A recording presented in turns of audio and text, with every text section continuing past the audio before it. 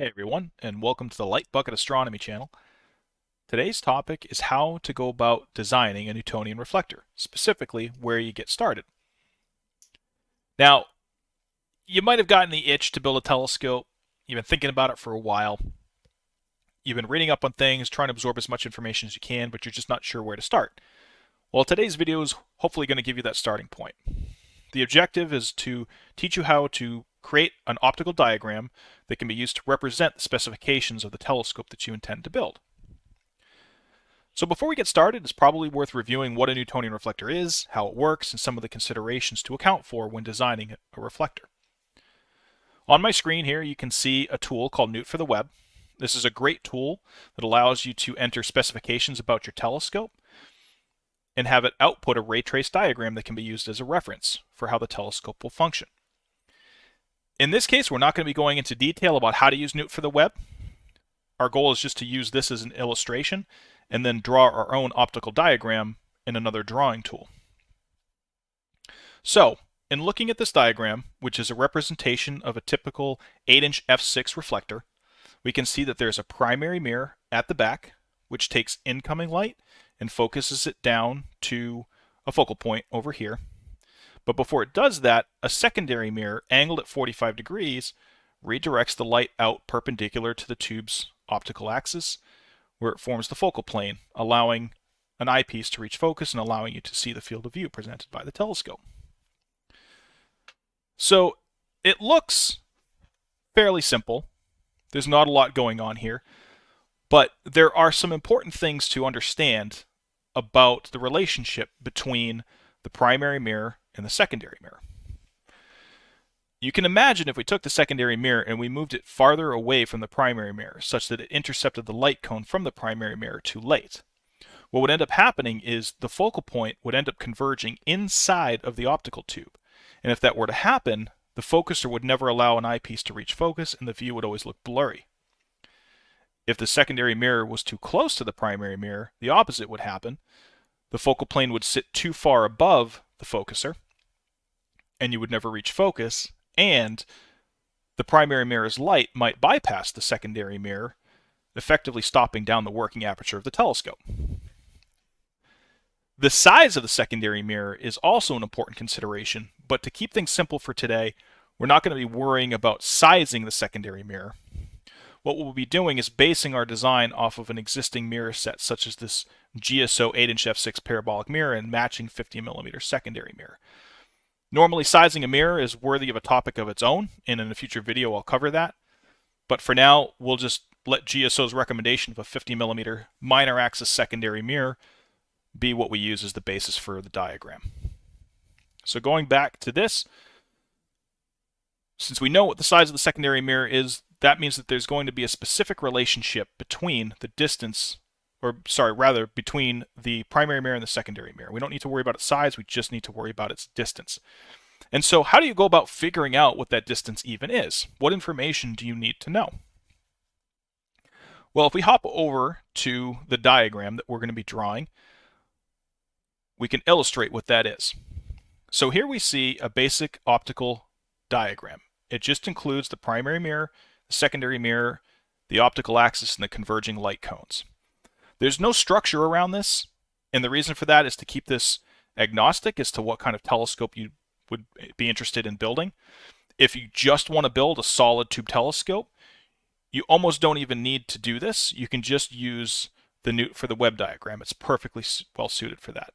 If you wanted to build something a little bit more complicated, such as a truss tube Dobsonian, similar to this Teeter telescope, then you would probably want to draw your own diagram so that way you can design the rest of the components around it. So if you look at this telescope, you can see that there's a lot more complexity to it. The primary mirror is down here and the secondary mirror is up here, and it's redirecting light out to the focuser just like any Newtonian.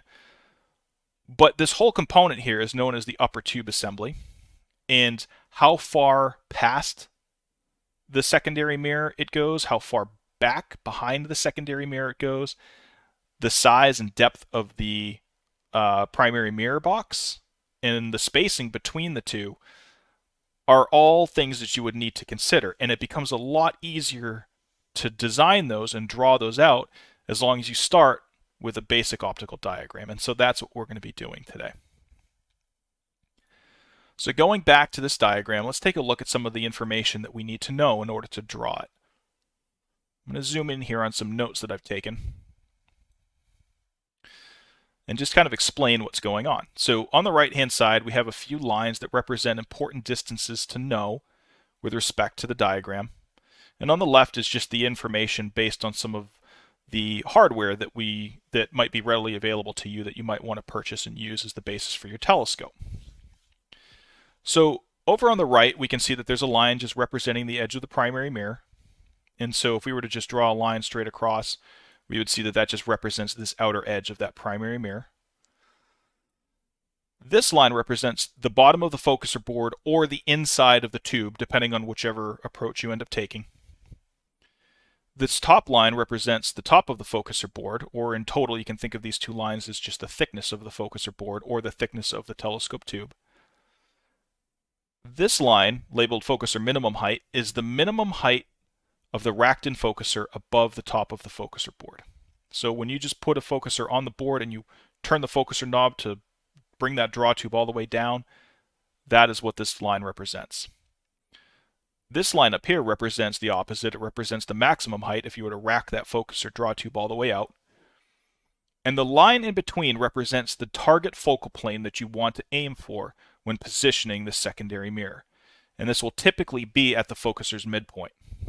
By putting it at the focuser's midpoint, you give yourself about the same amount of in travel as you do out travel. And this is typically around 3/4 of an inch on either side of that midpoint. Maybe an inch depending on the focuser's design.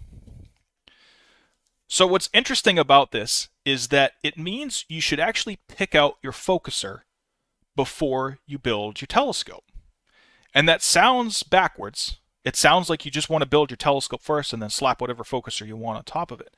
But the focuser is a crucial element of the design of a telescope, because without choosing that first, you don't know what the minimum height's going to be, and you might end up in a situation where your focal plane is too close to the top of the racked-in focuser and not all eyepieces will reach focus. Or you might have the opposite problem where it's too low profile and it can't rack out far enough in order for you to reach focus.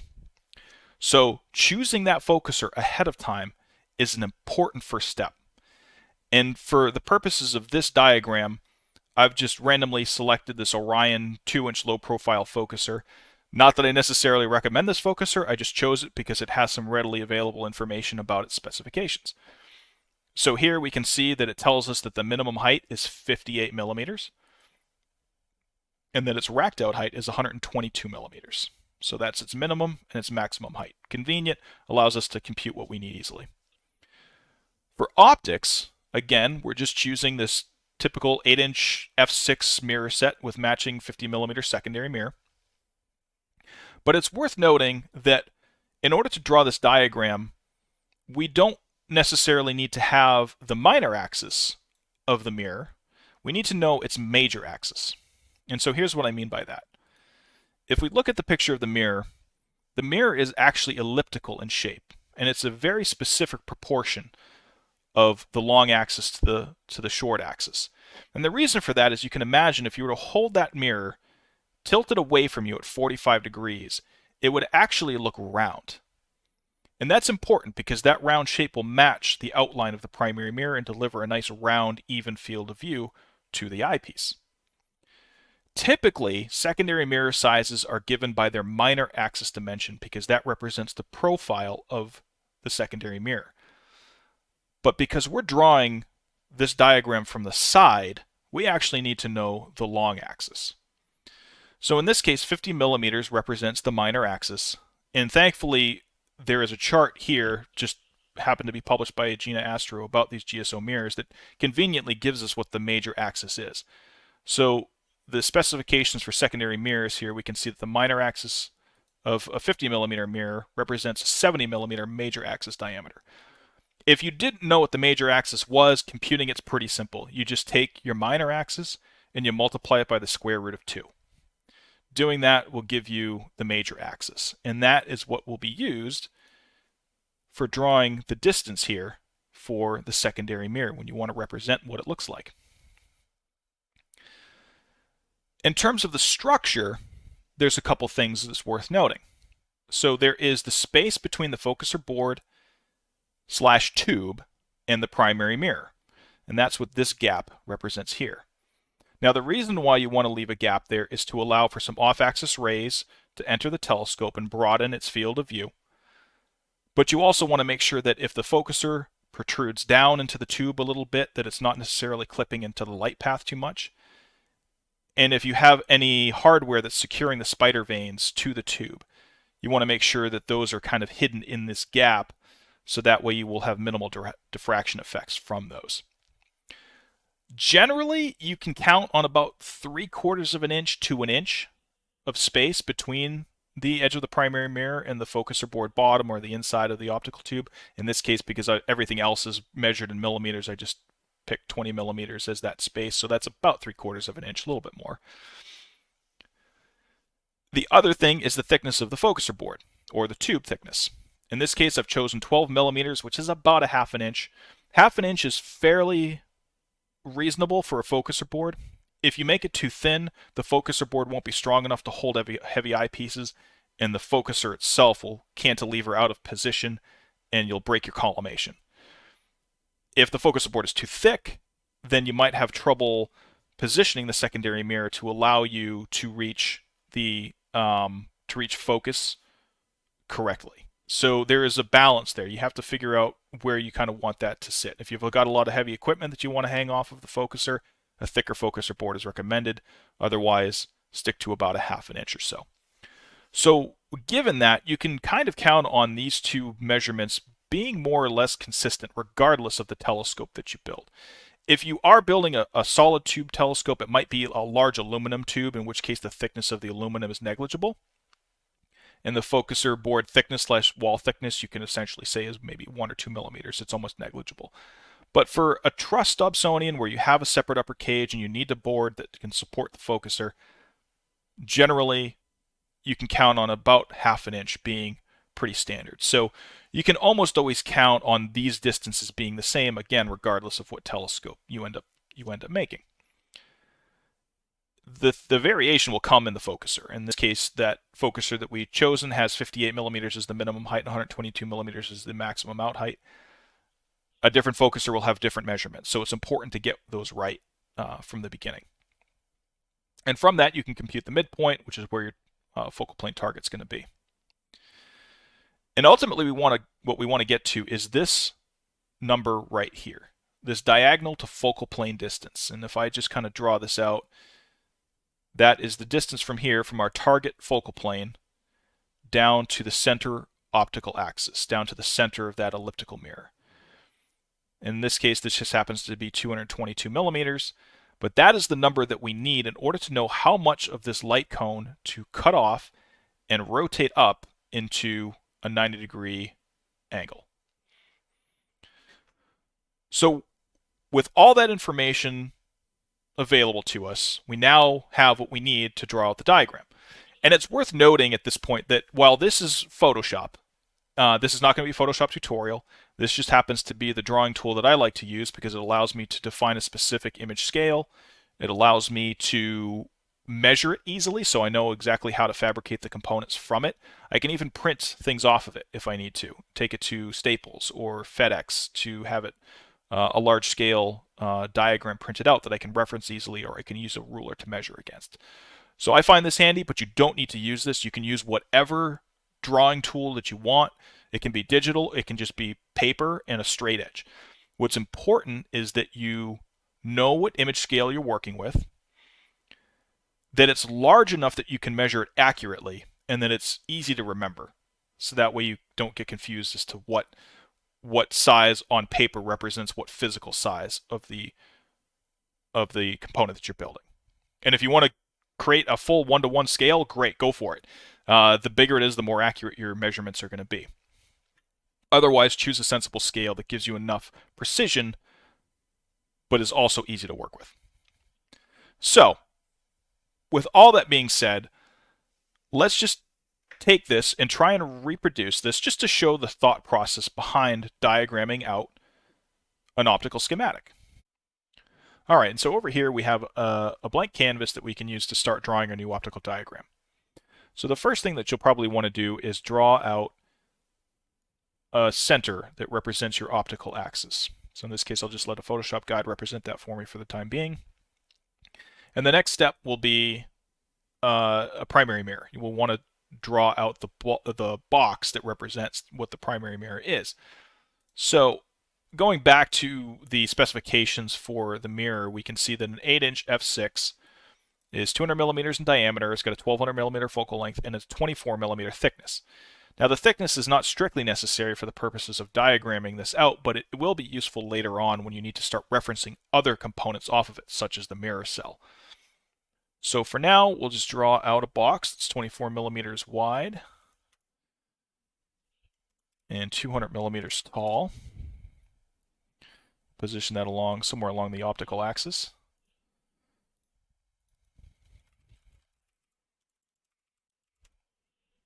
We'll fill that in with a color there just to represent that that's the mirror. And the next step will be doing the same for the secondary mirror. So if we look at the secondary mirror, we know that a 50 millimeter minor axis mirror has got a 70 millimeter major axis and a 10 millimeter thickness. So we'll do the same thing here.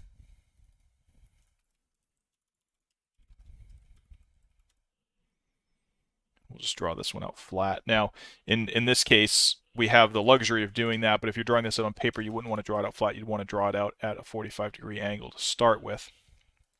But this is convenient for us, and I want to show you a few things about it in the process. So zooming in a little bit, we have our box representing our secondary mirror from the side, again 70 millimeters across the major axis there. We could just tilt that at 45-degree angles, but at a 45-degree angle, but now we have the problem of this bottom edge kind of descending down past the optical surface, and so that would represent an obstruction, an extra obstruction that you wouldn't want. So in the spirit of modeling things as accurately as possible, just to make it easier to fabricate against later, it's worth skewing it. So in this case, I will apply a 45-degree skew.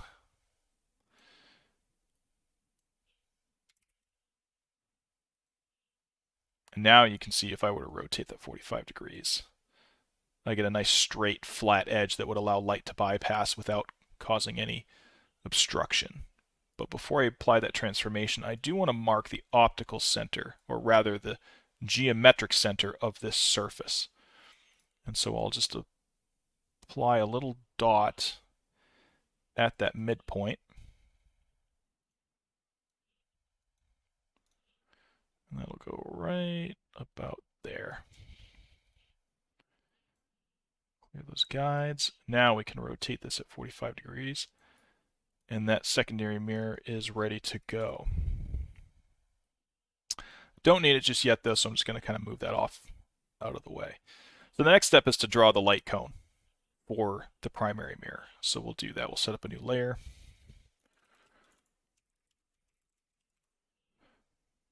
And then we'll draw out the optical axis. So what we can do is set up a reference point there.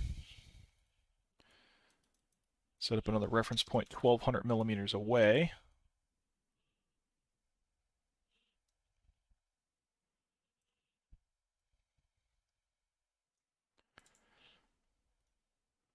And then we'll just draw a line kind of connecting those 2 points along the optical axis here.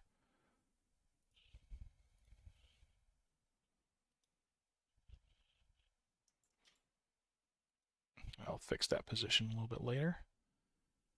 Move that over to the edge of the mirror. And then just clean up the extraneous pixels. Now, it's worth noting that I'm referencing that focal length right off of the surface of this flat mirror. In reality, the mirror is going to have a concave shape to it. And so the distance between the virtual flat surface and the center of the deepest point of the parabola is known as the sagittal depth.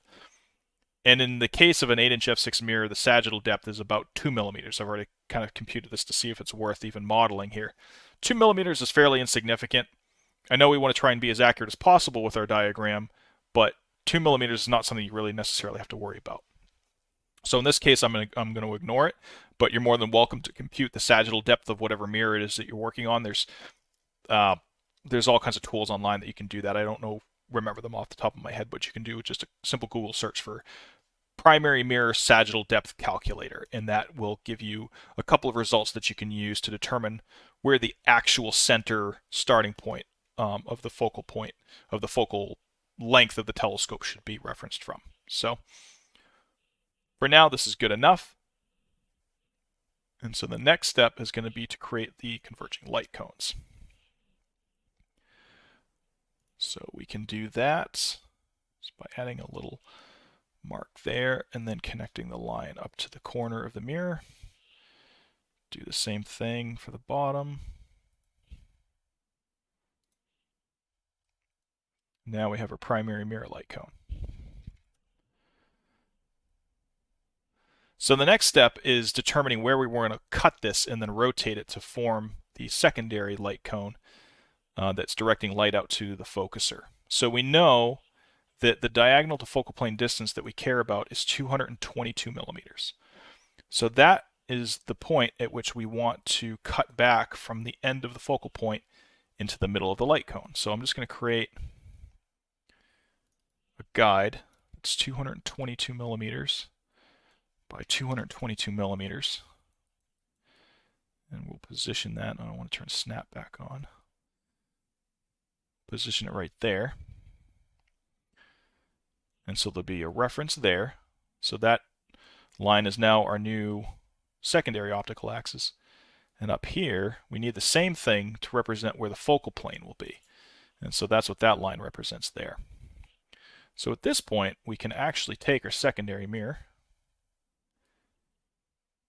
and we can position that mark that we made earlier right at that center point. We can adjust that, tweak that a little bit. So with that in place, the next step will be to create the secondary light cone. The easiest thing to do, at least if you're using Photoshop or a drawing tool similar to it, you can just grab that primary light cone, copy it, and then transform it into the position that you want it to be in. I didn't need to create that layer. I'll just rename this one. Secondary light cone. And now we can just position this one where we want it. So in this case, we want it to start right up there. That represents our focal plane. Nudge it into position. And now you'll see that where it intersects these converging light rays from the primary mirror is exactly where it would bounce off of the secondary and move up. So we can just clean this up a little bit.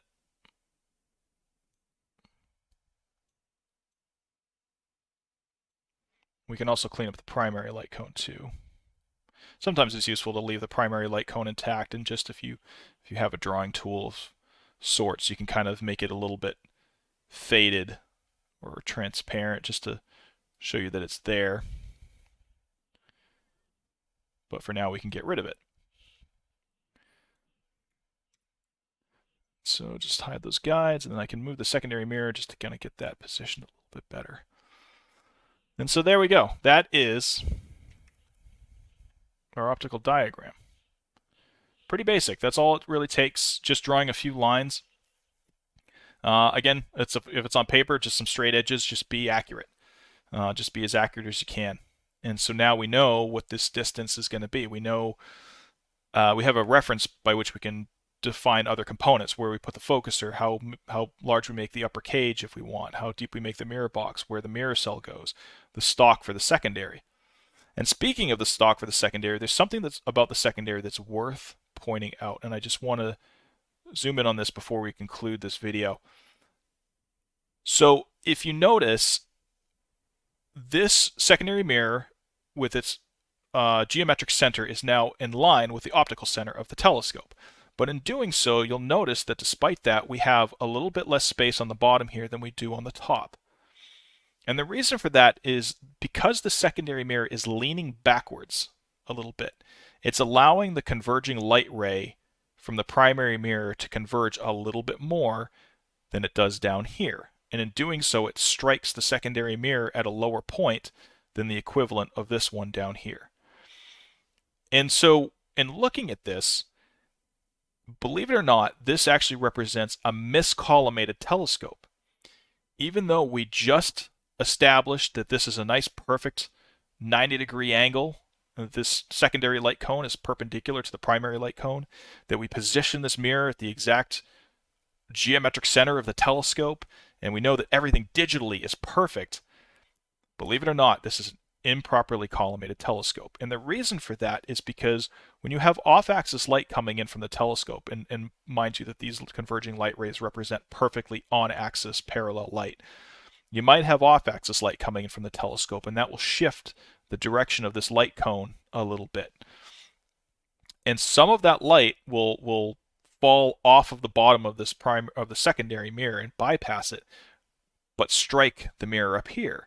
And so when you're looking at this field of view through the eyepiece, what you'll end up seeing is that one side of the eyepiece is actually a little bit darker and vignetted than the other side, because this light cone, believe it or not, is actually offset, even if you were to put the eyepiece perfectly in the center of this light cone.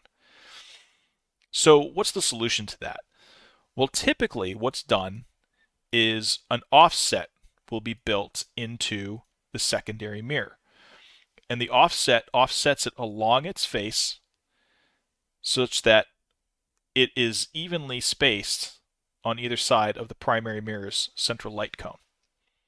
So in this case, you can either think of it as just going down and over at the same time. So in other words, lowering it in the optical tube and then moving it slightly closer to the primary mirror.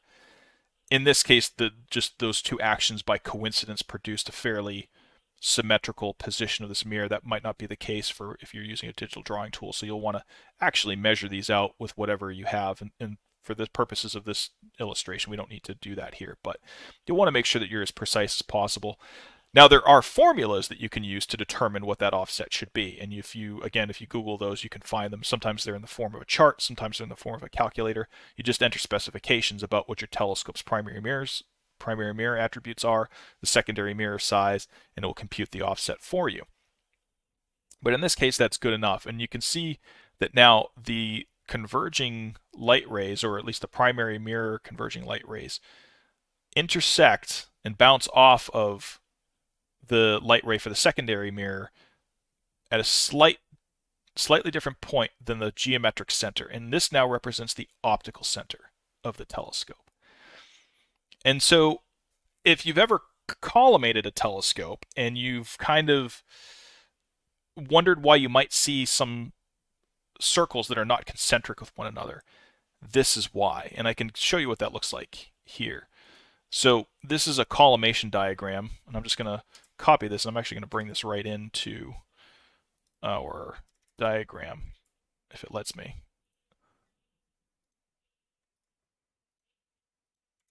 There we go. We'll zoom back in here, and you can kind of see the correlation. So in the improperly collimated version, so what we'll do is we'll put this mirror back to where it was. Let's take a look at how this relates to what you might see when looking down the focuser tube to see if your telescope is collimated. In this particular case, what we see here is this white circle represents the reflection of the primary mirror as seen by the observer looking down the focuser tube. This gray shadow represents the actual secondary mirror, the surface of the secondary mirror. And you can see how that correlates with what we see here. This space up here is greater than the space down here, just like the space of this gray area is smaller than the space of the gray area over here. The reflection of the primary mirror is not centered within the secondary mirror. And so that's what leads us to a miscollimation of our telescope. If we move the secondary mirror back to its correct optical center, it produces this view. So now we have the primary mirror well centered in the secondary mirror, and the secondary mirror itself is centered underneath the focuser. But you can see now that there's an offset here. And this is because when we moved the secondary mirror further down in the tube, we've actually offset it optically. And that's what we're seeing here with this kind of asymmetric, non-concentric black ring. This is the silhouette of the secondary mirror as seen by the primary mirror. And that's what we're looking at here. So if you've ever wondered why that's the case, why a properly collimated telescope actually has this offset to it, this is why. It's because that secondary mirror leans back and it forces something to be asymmetric in the design. So that's all I really wanted to cover. Hopefully this was useful to you and hopefully you got something out of it. This is the process that I like to use to design telescopes. I find it much easier to build the rest of the telescope from it. And if you have any questions or comments or anything, feel free to leave them in the comments below the video. And otherwise, until next time, thanks for watching.